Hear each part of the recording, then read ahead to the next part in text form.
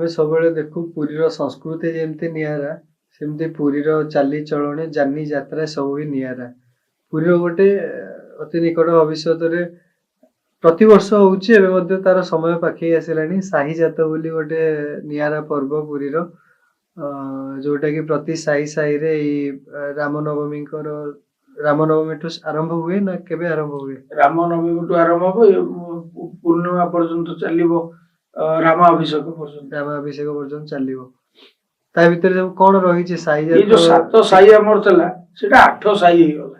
ଆଚ୍ଛା, ଯୋଉଟାକୁ ବାଦି ସାହି କହୁଥିଲେ ସେଟାକୁ ବନ୍ଧୁ ସାହି କହିଲେ। ଏଇଟା ସମୟ ସମୟରେ ତାଳ ଦେଇକିରି ଏଇଟା ପରିବର୍ତ୍ତନ ହେଇଗଲା। ଗୋଟେ ବାଦି ସାହି ଥିଲା, ସତେକେ ଗୋଟେ ଭାରତ ପାକିସ୍ତାନ ଲଢେଇ ଭଳିଆ ସେଇ ସମୟରେ ଉଭୟଙ୍କର ରକ୍ତ ଭାରି ଗରମ ହେଇଯାଏ। ଆଜି ସେ ଜିନିଷଟା କଣ ହେଇଛି ନା, ସେମାନେ ତାକୁ ପରିବର୍ତ୍ତନ କରି ବାଦି ସାହି ନ କରିକିରି ବନ୍ଧୁ ସାହି କରିଦେଲେ।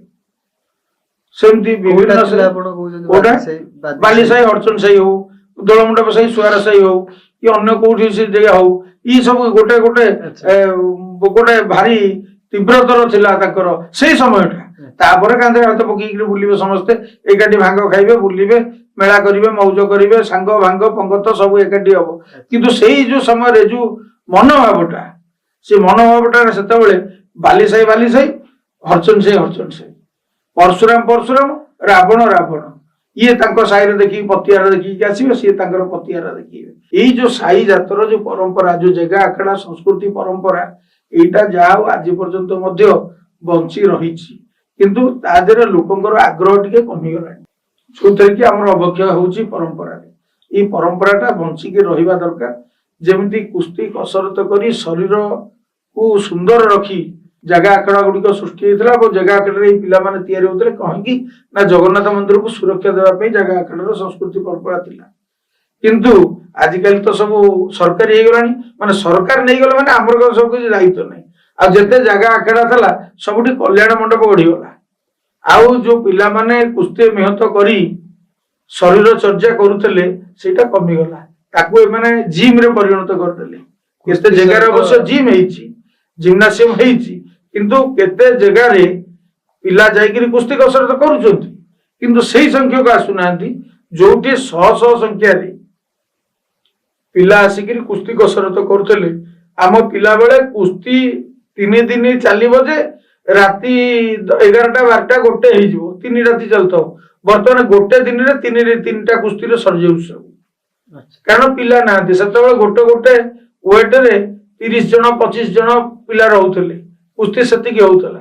ବର୍ତ୍ତମାନ ଗୋଟେ ଦିନରେ ସବୁ final, semifinal, quarter final, champion ସବୁ ହେଇ ସରିଗଲା ତା ଭିତରେ। ତେଣୁକରି ପିଲା ଜନସଂଖ୍ୟା ଯଦି ଆମର ବଢିଛି, ଏଇ କୁସ୍ତି କସରତ ଏବଂ ଆମ ସଂସ୍କୃତି ପରମ୍ପରାକୁ ବଜାୟ ରଖିବା ପାଇଁ ସେମାନଙ୍କର ଆଗ୍ରହ କମି ଯାଇଛି। କାହିଁକି ନା ପିଲାମାନେ ଯଦି ସେଠିକି ଗଲେ ତାହେଲେ କହିଲେ ଭାଙ୍ଗୁଆ ହେଇଯିବ ରେ ଜାଗାକୁ ଗଲେ, ତେଣୁ ସେ ପଠେଇଲେନି। ଯଦି ନିଜେ ଠିକ ଥବ ତାହେଲେ ଭାଙ୍ଗୁଆ କାହିଁକି ହବ, କିଛି ହବନି। କିନ୍ତୁ ତା ସତ୍ତ୍ୱେ ମଧ୍ୟ ଲୋକଙ୍କର ଆଭିମୁଖ୍ୟରେ ତ ପରିବର୍ତ୍ତନ ହେଇପାରିବ ନାହିଁ। ହଉ ଯାହା ହେଇଗଲା, ଆଜି ସେଇ ସଂସ୍କୃତି ପରମ୍ପରା ଆମର କମ ହେଇଯାଇଛି।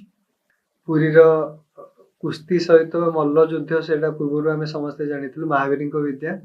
ତାପରେ ପରବର୍ତ୍ତୀ ସମୟରେ ସେଇଟା କୁସ୍ତି, ଏବେ ଆମର ଅଲମ୍ପିକରେ ବି ରେସଲିଂ ହଉଛି। ରେସଲିଂର ବହୁତ ଭଲ ଭଲ ରେସଲର ଯୋଉମାନେ କି ଆମର ଇଣ୍ଡିଆରୁ ଅଲମ୍ପିକ ୱିନ୍ କରିଛନ୍ତି, ମେଡାଲ ଆଣିଛନ୍ତି, ଭାରତ ପାଇଁ ନାଁ କରିଛନ୍ତି। ପୁରୀରେ କୁସ୍ତିର ଗୋଟେ ବହୁତ କ୍ଲୋଜ ରିଲେସନ ରେସଲିଂ ସହିତ ପୁରୀର। ମୁଁ ନିଜେ ମଧ୍ୟ ମୋ ଲାଇଫରେ ବହୁତ ସମୟ ରେସଲିଂ କରିଛି। ଆମେ ସେତେବେଳେ ମନେ ଅଛି, ଆମେ ବାରବାଟୀ ଜାଗାରେ ଆମେ କୁସ୍ତି ଲଢୁଥିଲୁ, ୱେଟରେ ଆମେ 3-4 ବର୍ଷ ଚମ୍ପିୟନ ବି ହେଇଛୁ। କିନ୍ତୁ ସେ କୁସ୍ତି କରିବାର ଗୋଟେ ଯୋଉ ମଜା, ଆଉ ପଣା ସଂକ୍ରାନ୍ତିରେ ବାଲିରେ ଜୋର କରିବା, ଜାଗାରେ ମ୍ୟାଟ ଉପରେ ଜୋର କରିବା, ସେ ଗୋଟେ ଯୋଉ ଗେମ ର ଯୋଉ ମଜା, ଆଉ ବର୍ତ୍ତମାନ ଜିମ ରେ ଏକ୍ସରସାଇଜ କରିବାର ମଜା, ୟା ଭିତରେ ଗୋଟେ ବହୁତ ଫରକ। ଆପଣ କଣ ଭାବନ୍ତି, କୁସ୍ତିଟା ସେତେବେଳେ ବେଟର ଥିଲା ନା ଏବେ ଜିମିଂ କରିବାଟା ବେଟର? ଯୋଉମାନେ କୁସ୍ତି କରୁଥିଲେ 30 ବର୍ଷ ତଳକୁ ଆମେ ଯଦି ଯିବା, ସେମାନଙ୍କ ଶରୀର ଆଜି ପର୍ଯ୍ୟନ୍ତ ଠିକ ଅଛି।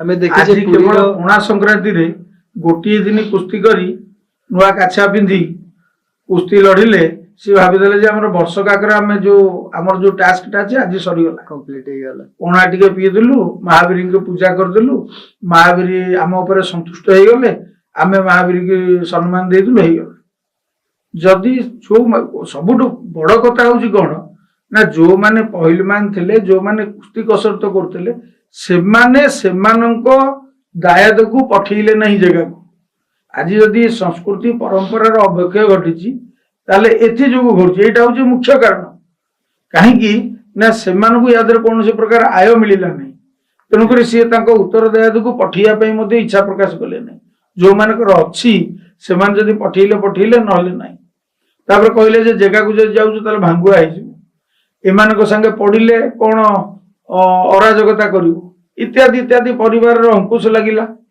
सेतबेले एमानक भितरु एई कार्यक्रम गुडाकर सब बंद हे गला जगह को जो माने 100 संख्या रे जाउतले सेटा 10 संख्या रे पहुंची गला बहुत घटना मध्ये घटिची बहुत नजीर मध्ये रहिची आ जगह गुडिकर किछि किछि दुर्घटना मध्ये घटिची जा द्वारा कि सेमानक परिवार चाहिले नहीं जे तांको पिला मानको जीवा को तेनु करी कुस्ती कसरत रे संख्या कमी गला आग्रह धीरे धीरे कमी कमी जाउची आग्रह जदि बा अछि कहिबा किंतु संख्या कमी गला संख्या कमी गला सेटा तांकर निष्ठा रे कम हो किंबा परिवार रे इच्छा हो जा जो को एटा घटनाटा घटि गला किंतु साई जातरे सेई मजा सेई मल्लीमाल पसाई जातरे एई सब जिनसर गोटे बढ़िया संगम देखिया को मिले आपण ता भितरे साई जातरे आपनकर किछि रोल थाए साई जात भितरे आपण किछि बंधैया को भल पांती साई जातरे मो किछि बंधैया मो किंतु जे बंधै थाए ता पछरे केते थर जाईची किंतु आजि काली रे आउ सेई समय नाही आउ जेतिकी भी हेइची जो परंपरा को जो माने धरिचंती परंपरा को जो माने बंची रखिचंती से माने निश्चित रूपे धन्यवाद रो पात्र किंतु संभव जगह आखेड़ा ए दिगरे प्रयास करिवा दरकार जे संस्कृति परंपरा को बंची रखिया कथा एबे बंची कि ताको एक अधिका केमति तार उन्नति ही जाई परिबो सेटा करतो कारण जगह आखेड़ा रे आयर उत्स वर्तमान अधिका ही गलानी जो माने कल्याण मंडप हे गलानी इत्यादि हे गलानी सेठी पैसा लानी तेणु करी से पैसा को सदुपयोग करी ताकू जदि एई आम संस्कृति परंपरा रे करिवा किछि तो नले निजे तो सुस्थ रही परिबे 50टा 100टा पिला तो सुस्थ रही परिबे से जोग शिखंतु चालंतु बुलंतु खेलंतु भली खेलंतु कुस्ती कसरत करंतु खो खो खेलंतु जहा भी करूचंतु करंतु शरीरटा तो तांकर सुस्थ रही परिबो निश्चय रूपे एटा होची बड़ कथा खाली कुस्ती करिदेले जेइजो कुस्ती सहित अन्य जिंस मध्ये करिवा दरकार एबे बहु जगह रे जोग होउची खो खो खेलुचंती कबड्डी खेलुचंती भली खेलुचंती से सब समय अछि एथलेटिक्स में आसीबा दरकार सब जगह हवा दरकार शरीरटा सुस्थ रहिबा दरकार आमे किंतु कथा होतले साईजात विषय रे साईजात रे गोटे मुख्य कैरेक्टर आमे कहि परिया परशुराम आ जने मुख्य कैरेक्टर हेले रावण ए साईजात भितरे दीटा लोक कला बोली तो आमे कहिबा ए जिंस को रावण आ परशुराम ए भितरे सब बेले चले हरचंडी साई रु परशुराम बाहरे बाली साई रु रावण बाहरती कहीं सिचुएशन एमती कौन पे हुए कहीं बाली साई रु परशुराम न बाहरी पारे हरचंडी साई रु कहीं रावण न बाहरी पारे जे एटा कहीं फिक्स ए जिनसटा केते पुरातन मंदिर सहित यार कौन सब सामंजस्य रही आम निश्चित रूप जानापी चाहिए राम मंदिर राम जन्म ठारू ये साईजातर आरंभ अच्छा राम जन्म हो सारा पर नाक कान बाहर नाक कान हरचंद साई नाक कान माने कौन सेटा गोटे नाक थाए गोटाकर कान थाए अच्छा सी आग बाहर परशुराम बाहर परशुराम जी सी निश्चित रूपे गोटे साईर सी हरचंडी साईर से परशुराम टी बाहर तार बादी साई आजिकल बंधु साई कहते सी हरचंड साई नाची नाचिक आसवे हरचंड साई जो नाचबार जो स्ट्रेंथ 3-4 घंटा सी आसिक नाचे कन्स्टांट नाचे यार जो एनर्जी नथले से जिन तेणुक से 2 मास 3 मास पूर्व प्रस्तुत होती एवं जगन्नाथ मंदिर सहित सब संपर्क रही जो बाली साई रावण रहू कि परशुराम रहू परशु बाली साई रावण 2 थर जीवे अच्छा गोटे थर जीवे यज्ञ करने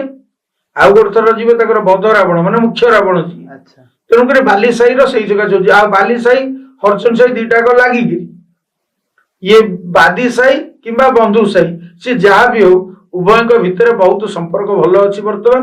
ଏବଂ ଯୋଉ ସାହି ହାତରେ ପରଶୁରାମ ଆସନ୍ତୁ କି ରାବଣ ଆସନ୍ତୁ ଉପଯୁକ୍ତ ସମ୍ମାନ ତାଙ୍କୁ ମିଳେ। ବାଦି ସାହି କି ବନ୍ଧୁ ସାହି ହଉ, ଯଦି ହରିଚଣ୍ଡ ସାହି ଲୋକ ଆସିଲେ ସେତେବେଳେ ତାଙ୍କୁ ବାଲି ସାହି ଲୋକ ଏତେ ସତ୍କାର କରନ୍ତି, ପୁଣି ବାଲି ସାହି ଲୋକ ଯେତେବେଳେ ଯାଆନ୍ତି ରାବଣ ସହିତ ହରିଚଣ୍ଡ ସାହି କି ସେମାନେ ମଧ୍ୟ ତାଠାରୁ ଅଧିକା ସମ୍ମାନ କରନ୍ତି। ଏଇ ଯୋଉ ବନ୍ଧୁ ସାହିର ଯୋଉ କି ବାଦି ସାହିର ଯୋଉ ସମ୍ପର୍କ, ଏ ସମ୍ପର୍କଟା ସାହି ଜାତ ଭଳି ଏବଂ ସେତେବେଳେ କେତେବେଳେ ଗଣ୍ଡଗୋଳ ହେଲେ ମଧ୍ୟ ସିଏ ସିଧାସଳଖ ଭାବରେ ସେଇଠି ତାକୁ ପ୍ରଶମିତ କରିଦିଅନ୍ତି। ଲୋକ କିଛି ଥାଆନ୍ତି ତେଣୁକରି ତାକୁ ସିଏ ବନ୍ଦ କରି ଦିଅନ୍ତି। ଏଇ ସମ୍ପର୍କଟା ଅତି ନିବିଡ଼ ସମ୍ପର୍କ, କାରଣ ପୁରୀ ହେଉଛି ଗୋଟେ ସାଂସ୍କୃତିକ ରାଜଧାନୀ ଓଡ଼ିଶାରେ ଯଦି ଦେଖାଯାଏ। ଏ ସାହି ଜାତଟା ଜଗନ୍ନାଥ ମନ୍ଦିର ସହିତ ସମ୍ପର୍କ ରହିଛି ତାଙ୍କର, ପରଶୁରାମ ହଉ କି ମଲା ରାବଣ ହଉ ଏ ସମ୍ପର୍କ ରହିଛି। ତେଣୁକରି ସେ ସମ୍ପର୍କକୁ ଆହୁରି ବଳବତ୍ତର କରିବା ଦରକାର, ଆହୁରି ସେଇ ସମ୍ପର୍କକୁ ସମୃଦ୍ଧ କରିବା ଦରକାର, ଏଇ ଯୋଉ ସଂସ୍କୃତିଟାକୁ ଆହୁରି ବଞ୍ଚେଇବା ଦରକାର। ଏତିକି ଯଦି ହେଇପାରିଲା, କାରଣ ସରକାରୀ ସାହାଯ୍ୟ କିଛି ସମୁଦ୍ରକୁ ସଂଖ୍ୟା ଆସୁଛି, ଆଉ କିଛି ମଧ୍ୟ ତା ଦେହରେ ଆସିବା ଦରକାର। ଜାଗା ଆଖେଡା ଏବଂ ବିଶିଷ୍ଟ ବ୍ୟକ୍ତି ମାନେ ସେମାନେ ମଧ୍ୟ ସହଯୋଗ କରିବା ଦରକାର, ତା ପଛରେ ଠିଆ ହେବା ଦରକାର। ତାହେଲେ ହବ। ଏ ନିଶ୍ଚିତ ପରମ୍ପରା ଆଗକୁ ଭଲ ରହିବ ବୋଲିକା ମୋର ଆଶା।